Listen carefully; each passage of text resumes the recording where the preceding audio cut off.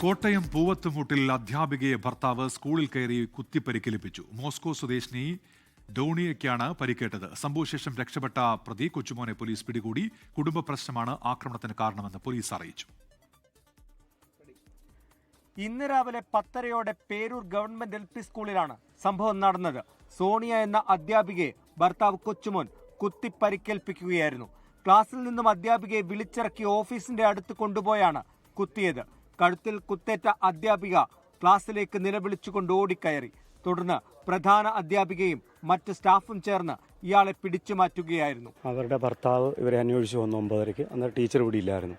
HMO ആയിട്ട് സംസാരിച്ച അയാൾ പോയി. വീണ്ടും വന്ന് എന്തോ പുസ്തകം കൊടുക്കാനുണ്ടെന്ന് പറഞ്ഞ് സംസാരിക്കാനുണ്ടെന്ന് പറഞ്ഞ് ഈ ഓഫീസിലേക്ക് വിളിച്ചു. ഓഫീസിൽ വെച്ചാണ് ഈ സംഭവം ഉണ്ടാകുന്നത്. അതിനുശേഷം അവർ പെട്ടെന്ന് ഓടി അപ്പുറത്തെ മുറിയിലോട്ട് പോയി. ടീച്ചർമാർ തന്നെയാണ് കത്തിയൊക്കെ തട്ടിയിട്ട് അയാൾ ഇറങ്ങി അങ്ങനെ പോയി.